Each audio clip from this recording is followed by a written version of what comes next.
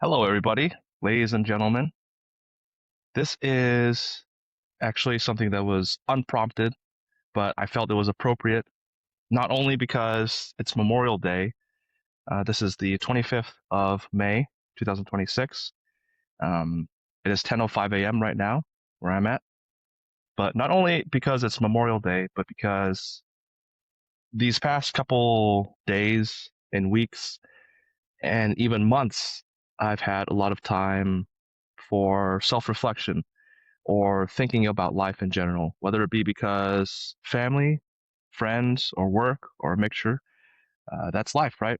There's a lot of things to think about and have to live through. But recently, something that's come on my radar is Black Simon's Keyboard Foundation idea, which is his nonprofit idea. So, because I am fortunate enough to call him at first a good keyboard friend, but now an actual good friend, now that I've met him in person, work, basically spent time with him in real life and got to know the person behind the persona, I really feel like there are a lot of things that need to be said or explained about the Keyboard Foundation. But also, it ties into two other topics that I want to bring up today, which are dreams and difficulties. So consider this as a Memorial Day rambling of sorts. And again, I didn't plan this. Sorry if the audio is horrible. Sorry if the video is horrible. But I had a stream of consciousness, and I've had these occurrences for the past couple months, and I don't know if you're like me, but when I have them, I I make the mistake of not jotting down what I think. Uh, and in my opinion, there's some really good piece of advice for myself. So I always kick myself the next day for not writing it down or recording. But anyways, so we'll touch on dreams, touch on difficulties, and then the keyboard foundation and wrap it all up. Dreams. We all have dreams, whether it be something that you had when you were a little kid and you try your best now as an adult to make that happen. This is just all my story, my opinions. Don't feel like you have to take what I say in this video word for word. This is just me sharing my story, sharing what I think. Okay. But when I was a kid, I wanted to become an astronaut. And somewhere along the way, that dream kind of fizzled out. Perhaps it was when I was working full-time jobs from high school through college. I didn't go to college right away from high school. And I'll talk about that later, but what I thought was a bad decision turned out to be something that I did not regret.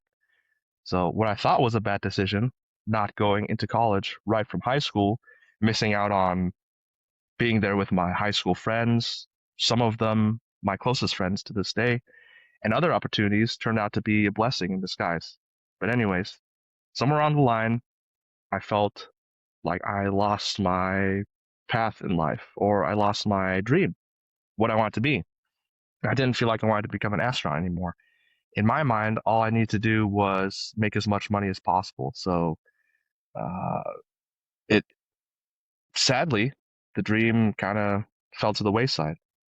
And I think when you work a job where you don't fully love it, regardless of what reason it is, regardless of whether it's for money, if it's just the predicament you're in, maybe you have to support your family, maybe you have to support your loved ones, and you have to take a job in a job sector or a field that you may not be passionate in, right?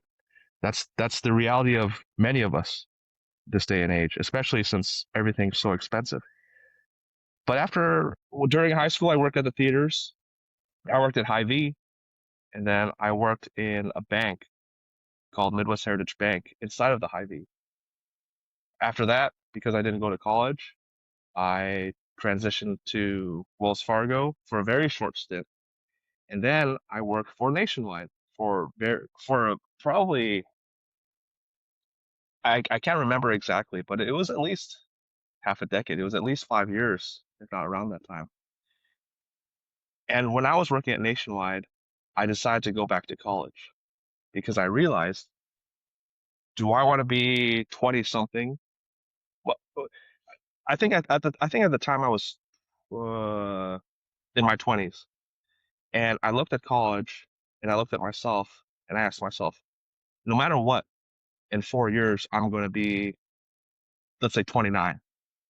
Would I rather be 29 with a college degree, chasing a dream that I love, or do I want to be 29 and stuck at this job, right? So I made the decision to go after my dream. I still want to become an astronaut. There's something deep down inside of me that wants to become an astronaut, and I decided to go back to school for exercise science. So the major was kinesiology, which is the study of human movement, with an exercise science option. And you might think, okay, well, for NASA, you need a STEM degree if you're not a pilot or someone like that. And for a moment, I tried to do physics because my dad majored in physics. I also tried to do geology because I enjoyed the subject matter. But I realized that I'd rather not force myself in a field that I did not love, especially since there's no guarantee that NASA would pick me, right? Pretend you get a STEM degree in hopes that NASA picks you and you hating that topic. I I obviously don't work for NASA. I don't know how they hire astronauts, but one would think that they would actually hire someone that's passionate about their expertise, regardless of it, not being a STEM degree. So would I rather be a physics major, which is a STEM degree, and not be passionate about physics? Or would I rather be kinesiology, exercise science, because I've been passionate about exercise my entire life, ever since I was 12. So for more than 2 decades, I've been exercising and been enjoying exercise topics. So I made the decision to go ahead and take a little detour in life because life always gives you detours, right? You have this grand plan and then something comes up and you have to take a detour. But okay, so kinesiology, exercise science, that is not a STEM degree. That's all right. That's something that I love. You don't have to get a degree to become an exercise science individual in the exercise science field if you're going to personal training, which I did for a while, but that wasn't my goal. The study of human movement. I had a professor that was so kind and gave me the opportunity to join his post grad students and postdoc students kind of study group, so to speak. So I was able to help out with their research and things like that as an undergrad. And for those of you that are in college, I would recommend you do something similar. I would recommend you to, whatever field that you're in, whatever degree that you're in, reach out to a professor that has interests or research that aligns with what you want to do and ask, hey, if you're doing any sort of research or if you have a research group, can I help as an undergrad? I don't care about credits or money. I just care about the experience. Show your passion, and maybe they'll pick you. Maybe they'll say, yeah, sure, you can help out with this, that. That's what I did. So this professor in the kinesiology department, he was in charge of biomechanics, and biomechanics is related to astronauts. There is a biomechanics lab. There are biomechanics labs throughout the country that figure out, okay, how should astronauts exercise in space, or researches how the effects of space alters the human body. So we're getting kind of adjacent, right? We're getting closer to the astronaut dream, even if it's not with NASA, through kinesiology, through exercise science. So all this to say that I'm still going for my dream of becoming an astronaut. I'm still working very hard to make that a reality. I will be going to grad school in the near future once things kind of clear up in terms of family issues and this and that. But never put your dream on hold for too long. Like I was talking about, you have a lot of detours in life.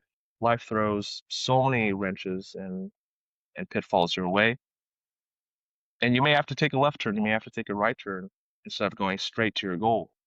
But as long as you have that goal in mind, and as long as you work towards it, that's what matters.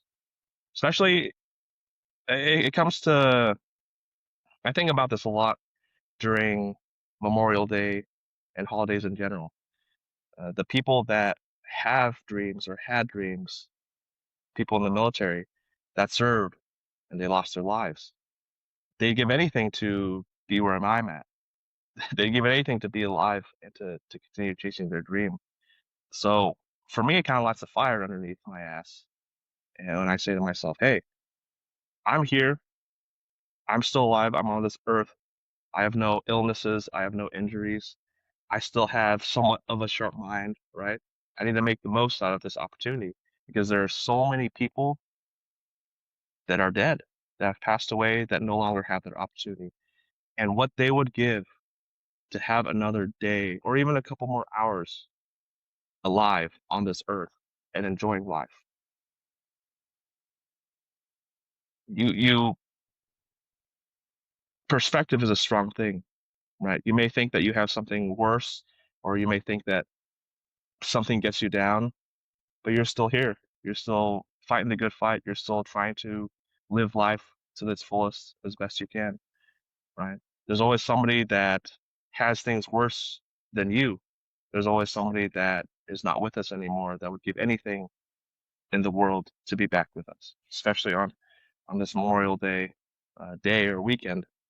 Um, it comes to light with the fallen military soldiers. So much respect to them and their families. We appreciate everything that you've done for us. So, which brings us to difficulties, right? I alluded to it a little bit when I was talking about dreams. When you have a goal, some big goal, and then life throws a curveball at you. I'm not saying that I wish for difficult things to happen to me.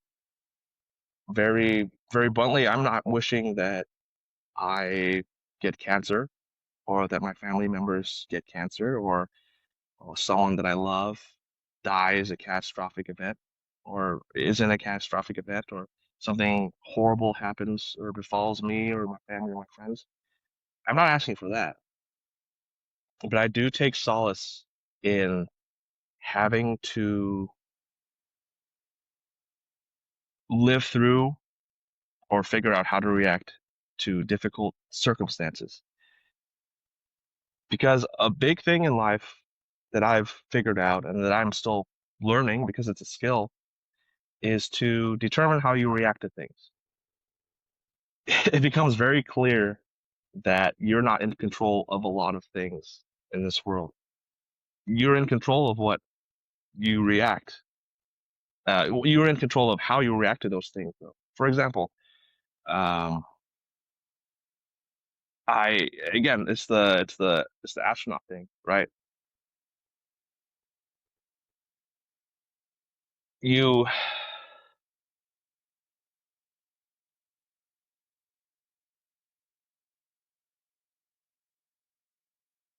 there's always going to be shitty situations that happen. There's going to be people saying things to you. Maybe it's family or friends. There's always going to be something unfortunate or disappointing or mean said to you or done to you. I always take solace in the fact that you have control as long as you still have your mental faculties and everything. You have control of how you react to those situations. A lot of people ask me why I'm so happy or positive all the time. It's because a lot of things don't matter in the grand scheme of things. It's very hard to get me riled up because throughout the years, and again, it's a daily practice, right? I know that I'm in control of my emotions. I know that I'm in control of how I react to things. For instance, you're driving to work one day, driver cuts you off, or something. What happened just recently? I was driving my little brother back to college, and It's a it's a one way. Well, where you're going one way, the street's going one way, and then the oncoming traffic is going another way. So it's one lane on each side.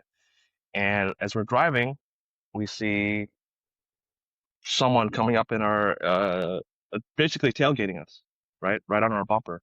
And the speed limit is 55. So I like to go 59. I like to go 3 or 4 above the speed limit, generally. Just depends on the flow of traffic, right? And this guy is honking. He's like has a like huge truck and he's tailgating us.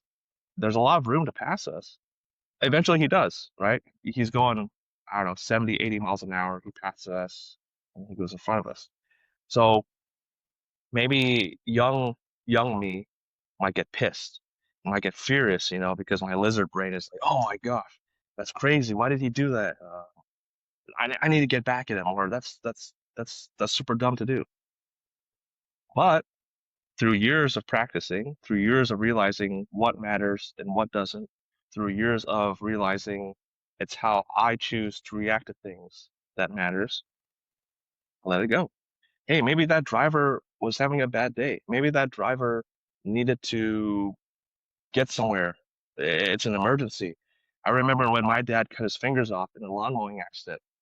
Instead of going 35 miles an hour, I was going 50, 60, which sure is dangerous. But there were not a lot of cars around us and had to get them to the emergency room for them to do their thing, right? So you never know what someone is going through. You never know why things happen, but you can choose how to react to them. And I think it's healthy to have that mindset. You can't you can't control how what people say to you, what people do to you, but you can control how you react when they do the things that they do. So I think that lends to a positive mental space and that this makes you a better person in general. If you don't get riled up, if you know what is important, if you know what you can control, and you don't worry about the things that you can't control. It's a skill, right? But it's something that I think is very important in this day and age to have that skill or that idea of I'm in control of my reactions, my emotions. I'm going to choose how I react to this, how I react to that. Nothing can break my mental space. Nothing can get me upset. If I get upset, it better be because I choose to be upset, not because of someone making me upset, right? I'm in control of my emotions. I'm in control of my reactions. So when something difficult happens, as it always does in life, there's always difficult things that happen to you in life, and we can't control them. We can just control how we react to those things. When hard things occur, when difficult things occur, I think it's important to train yourself before those things happen or because of those things, whether it be physically or mentally, to be better equipped to handle difficult situations in the future. So, for example, I've been exercising, working out since I was 12 because I've always been a fat boy. I've always been a round boy, like Tangus has. Tangus and I are the round boys of the podcast, right? So when I was 12, I was rotund. I was fat. Yeah, when I was a kid, I played AYSO soccer. I played basketball. I played sports, right? But I was never training. I was never exercising. It was just through those sports, playing on the playground, things like that. So when we moved from Utah to Iowa, I had to run the mile for the very first time. And I was the last person. I think I ran a 18-minute mile. I was gassed. I was so overweight. And that's when I started exercising. That's when I learned about working out with weights, weightlifting. And it unlocked my most favorite, greatest, the best hobby still to this day, which is exercising, which is lifting weights. So as a fat kid in middle school, in high school, I started to shed the pounds. I started to get in shape. In college, I was extremely lean. I was extremely thin. My first go around in college, I went to BYU, Idaho, when I was a Mormon, but I no longer am a Mormon. It's been that like that for many years. But in BYU, Idaho, I was very, very thin, razor thin, but I was in fantastic shape. After that stint finished, came back home, and my weight ballooned again because, as many of us, I love eating. Even if I exercise super hard, obviously your diet also has to be in check, right? What you eat has to be in check. So I ballooned up again. And then when I went to college for the second time, uh, when I was talking about when I was working at Nationwide in my 20s, when I went to college a second time, I I I found my love of exercise once more, and I got down to 180, 170, and I was again very strong, very fit, very much in shape. And then after college, unfortunately, as life happens, I started eating a lot again. Things happened, negative things happened, and I ballooned to almost 300 pounds.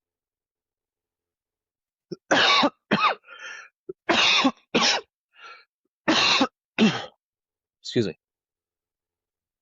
But I knew that I had done this before through the hard work of the past. I knew what to do to lose the weight in terms of eating right and exercising.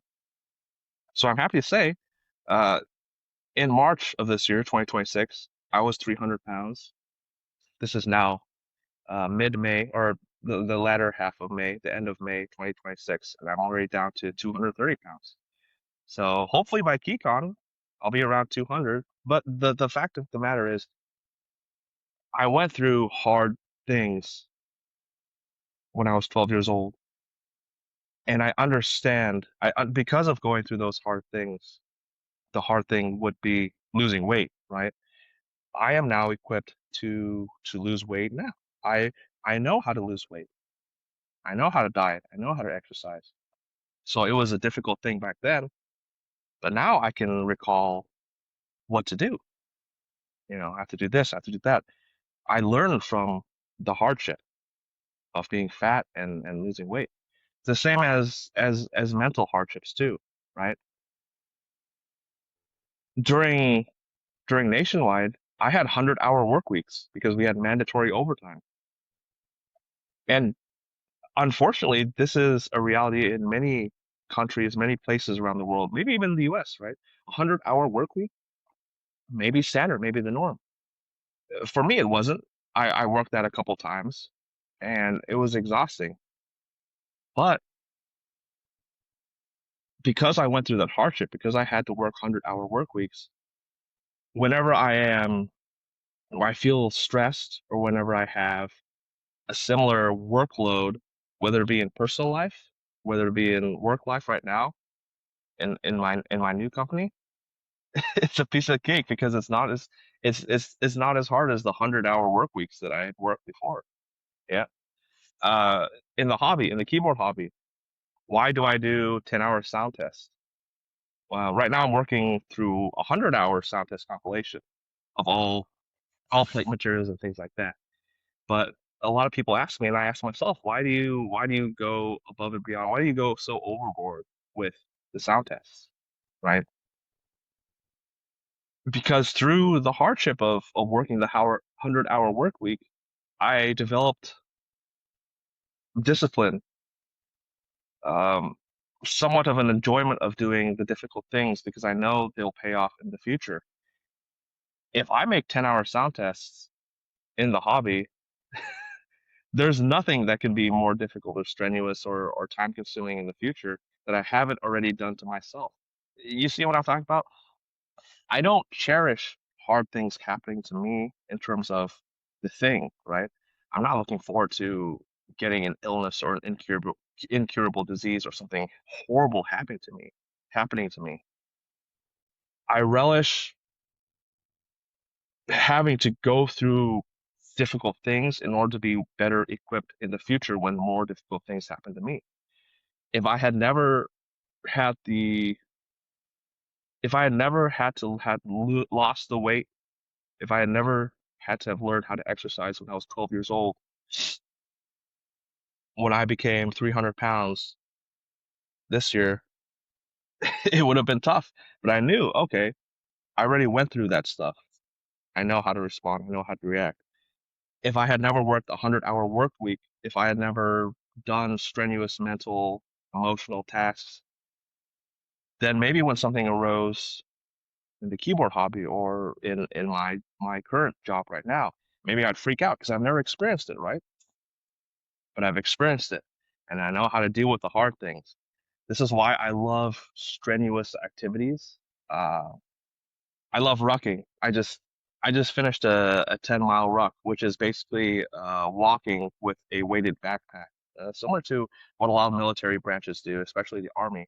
So I love doing strenuous activities physically because not only of the improvements that happen to my physical body, but the mental toughness it brings.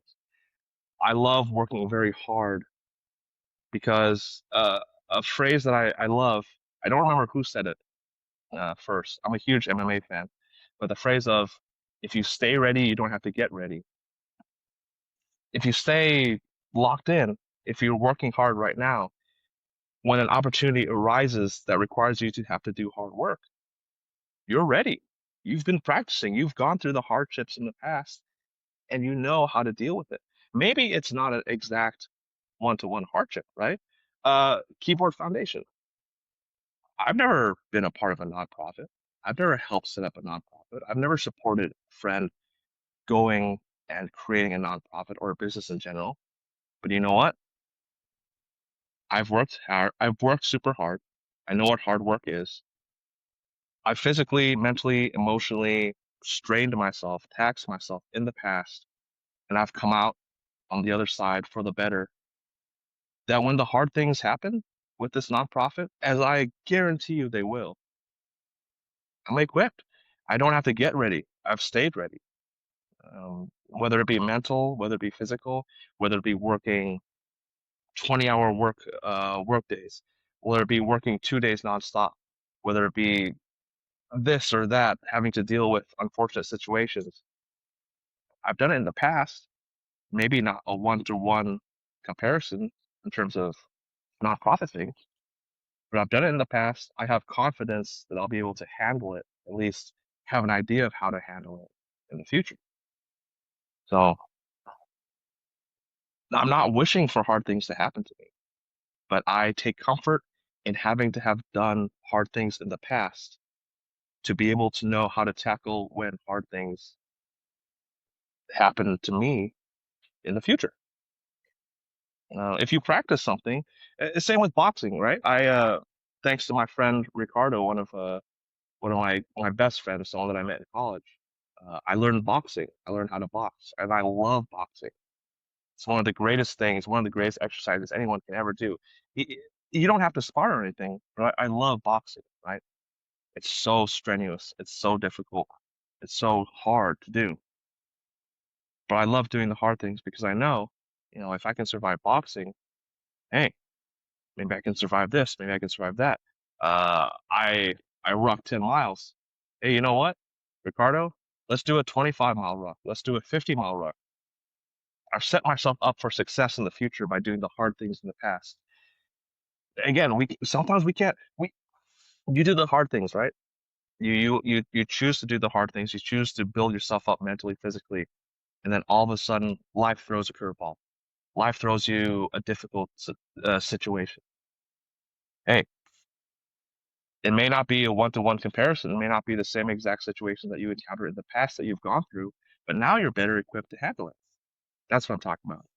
So, how does this all play into the Keyboard Foundation or Keeb Foundation or Keepsake or whatever Simon wants it to be called? How does it play into that?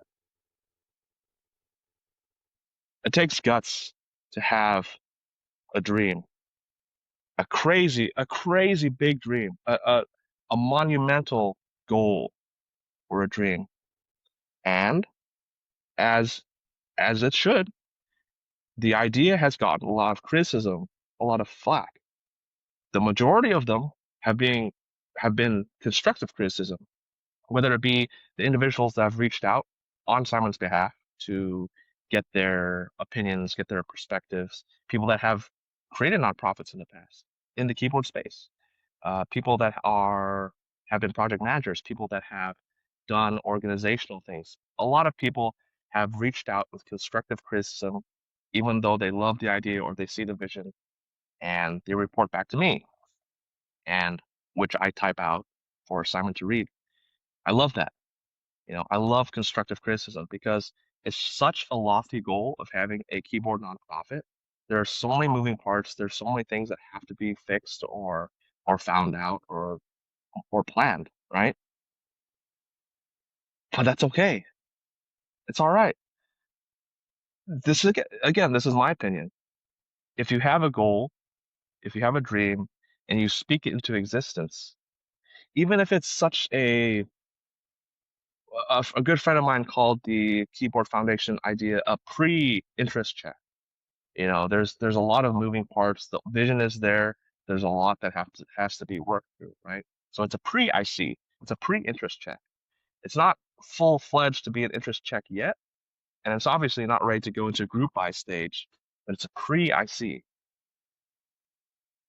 That's okay because the willingness to speak that dream into existence, the willingness to go for it, that will lead Simon, myself, Gondo, excuse me, whoever will be part of the Keyboard Foundation to not only work towards making more tangible goals, uh, flesh out the nonprofit, figure things out in order for the nonprofit to not die before it even starts.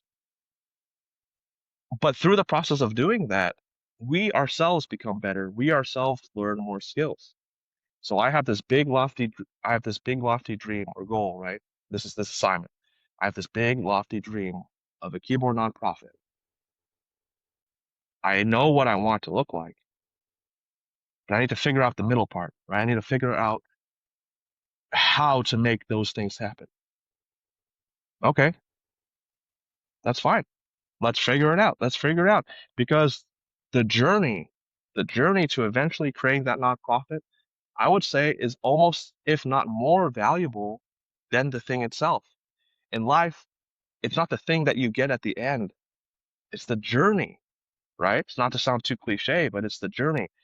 I have to become a better person. I have to learn more skills. I have to improve my overall person that I am, the overall person that I am.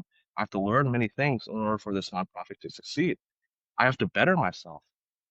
And through the process of bettering myself, yeah, you'll get the goal of creating the nonprofit, but you actually get so much more out of the journey itself, right?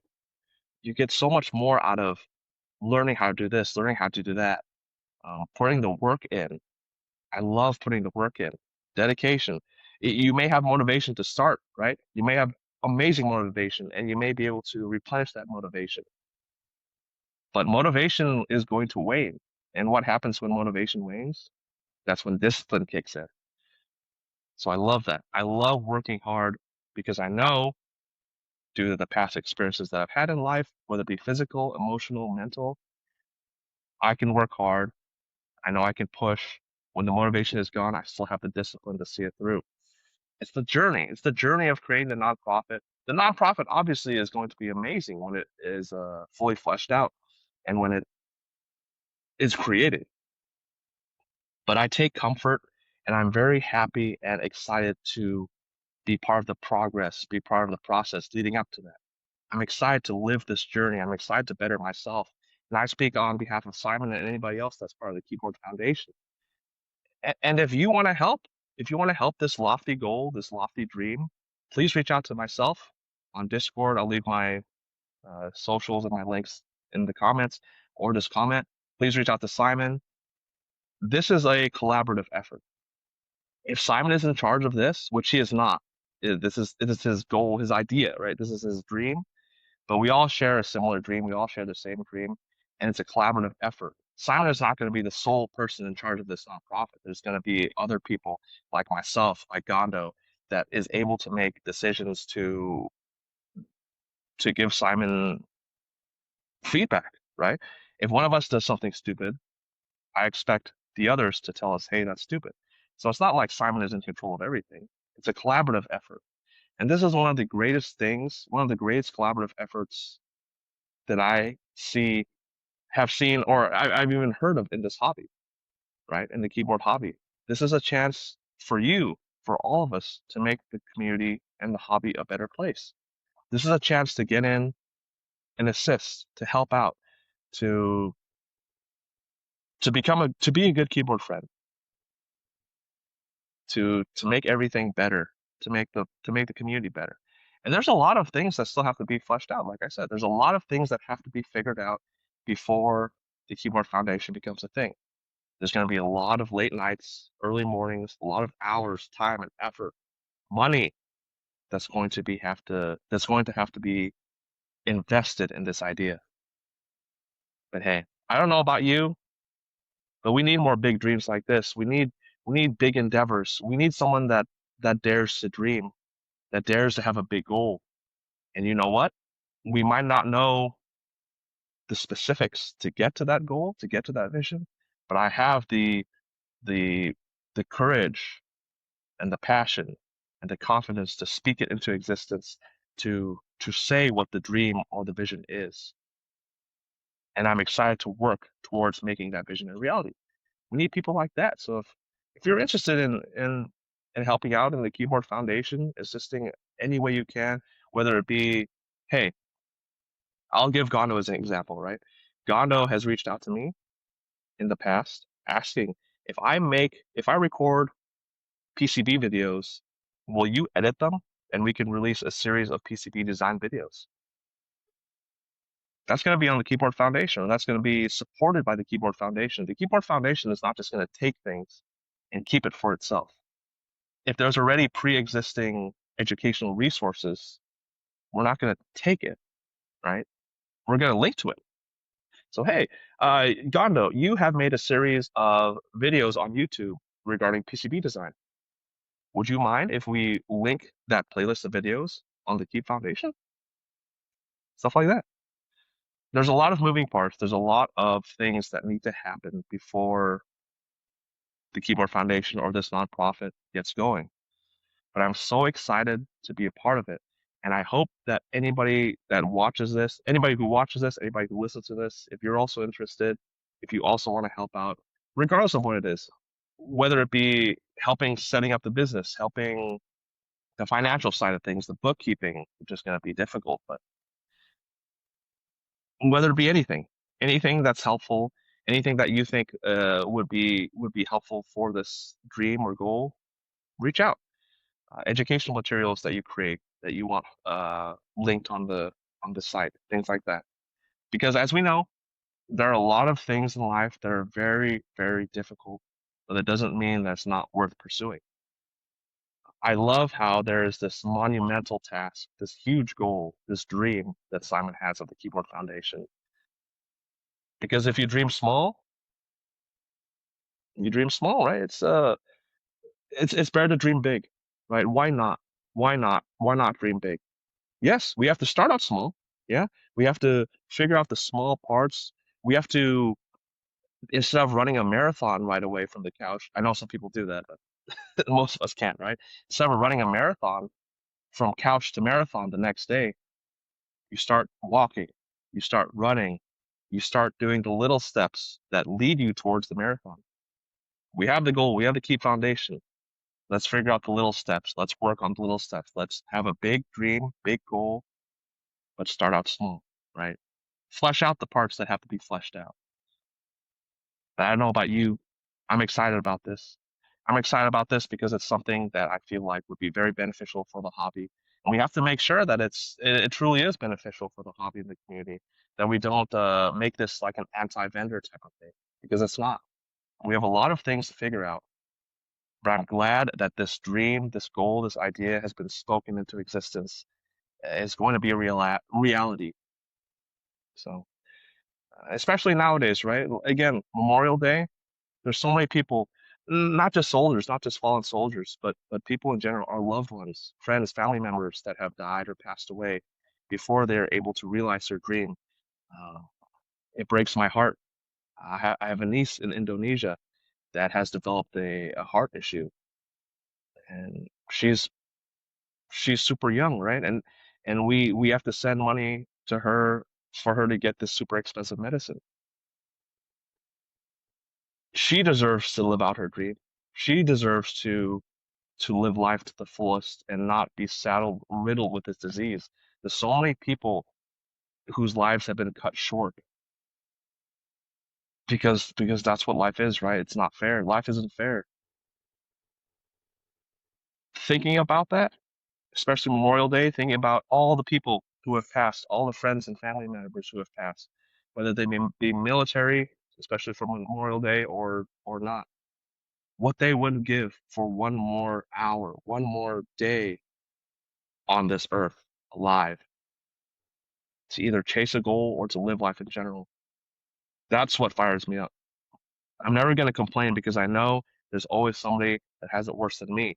I'm never going to shy away from hard work or difficulties because I'm still alive. I'm still able to work through those hard things when a lot of people are no longer alive, no, have passed away. And what they wouldn't give to be in my shoes, what they wouldn't give to be able to do hard work to enjoy friends and family members. So perspective is strong. Perspective is important. Follow your dreams. Don't be afraid of the hard stuff. Get ready. Stay ready so you don't have to get ready. Do the hard things. Make sure that you're in control of your how you react to things, your emotions, and and celebrate when someone has a huge goal or a huge dream. If you're willing to help, reach out to me. Reach out to Simon in terms of the Keyboard Foundation. Life isn't fair, right? Life isn't fair. There are a lot of people that have things worse off than us. But I'm so grateful. I'm so happy to still be alive, to still be living life.